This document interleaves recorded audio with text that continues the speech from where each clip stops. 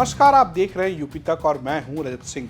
अब बात हम करने जा रहे हैं उत्तर प्रदेश में हुए एमएलसी चुनाव। दरअसल 2 सीटों के लिए चुनाव था। ये माना जा रहा था कि बीजेपी इस चुनाव को आसानी से जीत जाएगी, लेकिन इसे मुश्किल बनाया अखिलेश यादव ने। उन्होंने इन दोनों सीटों पर अपने प्रत्याशी उतार दिए और इसके बाद जो नतीजे आए हैं वो अखिलेश यादव को फिर से झटका देने वाले। दरअसल अखिलेश यादव की पार्टी समाजवादी पार्टी इस चुनाव में बुरी तरीके से हार गई है। ना सिर्फ हारी है बल्कि जो मार्जिन है जीत का वो भारतीय जनता पार्टी के लिए बहुत बड़ा है। दरअसल हम अगर बात करें तो बीजेपी प्रत्याशी पद्मसेन चौधरी को 289 वोट मिले, जबकि उनके खिलाफ समाजवादी पार्टी के राम रतन राजभर को सिर्फ 114 वोट मिले।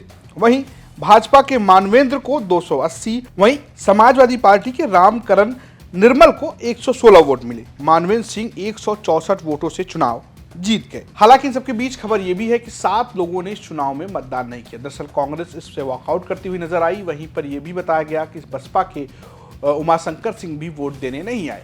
हालांकि सबकी निगाहें टिकी हुई थी क्या क्रॉस वोटिंग होगी, ऐसी कोई खबर नहीं है। कोई क्रॉस वोटिंग की खबर नहीं, यानी कि सपा जो है वो एक तरीके से माना जा रहा है कि उसने अपना वोट जो है वो बचा कर रखा है। गठबंधन की साथियों ने भी समाजवादी पार्टी को वोट दिया है। हालांकि बीजेपी ने अपना वोट भी इंटैक्ट करके रखा है, यानी उसके विधायक उसके साथ बने रहे। हालांकि ये भी कहा जा रहा है कि राजा भैया, जिनके 2 विधायक हैं, यानी कि वो और उनके एक सहयोगी, उन दोनों ने बीजेपी को वोट किया। उन्होंने यूपी तक से बातचीत में भी कहा कि वो सीधे तौर पर बीजेपी के लोगों ने उनसे वोट मांगा तो उन्होंने उनको वोट दे दिया। सबसे ज्यादा निगाह थी ओम प्रकाश राजभर पर, जो सुभाषपा के राष्ट्रीय अध्यक्ष, जिनके पास अपने 5 विधायक भी हैं, यानी कि उनके साथ विधायक तो साथ है लेकिन 2 विधायक ही माना जाता है कि उनकी पार्टी के वो हैं जो समाजवादी पार्टी के थे, लेकिन उनके टिकट पर यानी उनके सिंबल पर चुनाव लड़े थे।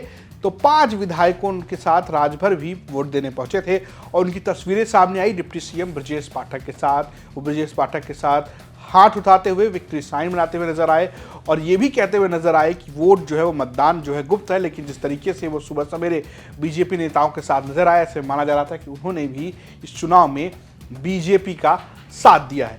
वहीं अखिलेश यादव इस मुद्दे पर उनको घेरते हुए नजर आए। उन्होंने ये कहा कि उनके ही बिरादरी की, यानी कि राजभर समुदाय से एक प्रत्याशी खड़ा था, उसके बाद भी राजभर जो है वो सरकार की एसी की हवा खा रहे हैं। सुनिए अखिलेश यादव क्या कह रहे हैं। जहाँ सरकार वहाँ वो है। अब उसके लिए क्या बोल सकते हैं, उनके लिए क्या बोल, उनके लिए पिछड़ा दलित उनके लिए क्या है। अपने ही राम जतन राजभर को हरा रहे हैं सरकार के संग बैठ करके, और सुना है वो गाड़ी में बैठ करके आए। चलो एक दिन एसी की हवा मिल गई उन्हें, अच्छा रहा। एक दिन डिप्टी सीएम के साथ बैठ करके एसी की हवा, अब 1 साल ठीक रहेंगे। 1 साल उम्मीद करो ये सरकार के लिए ही काम करेंगे। कुल मिलाकर यह है कि इस चुनाव में अखिलेश यादव, जहां ये माना जा रहा था कि उनकी हार लगभग तय है, वहां उन्होंने ये लड़कर एक तरीके से सुर्खियां बटोरने की कोशिश की, लेकिन कोई उलटफेर वो कर नहीं पाए। वो लगातार ये अपील करते रहे कि विधायकों को अंतरात्मा की आवाज पर वोट करना चाहिए, लेकिन सब बीजेपी ने यहां पर अपनी जो मजबूत पकड़ है वो बनाए रखी।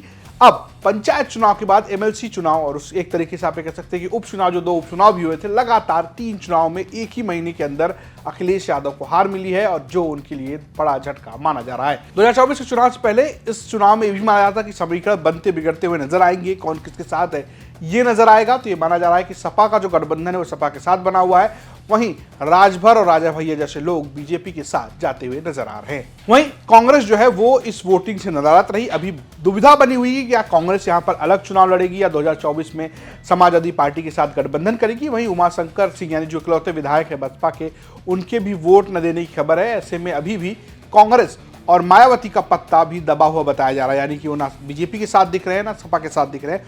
हो सकता है कि 2024 से पहले कोई बड़ा गठबंधन है। फिलहाल एमएलसी चुनाव से जुड़ी तमाम खबरों के लिए देखते रहिए यूपी तक। नमस्कार।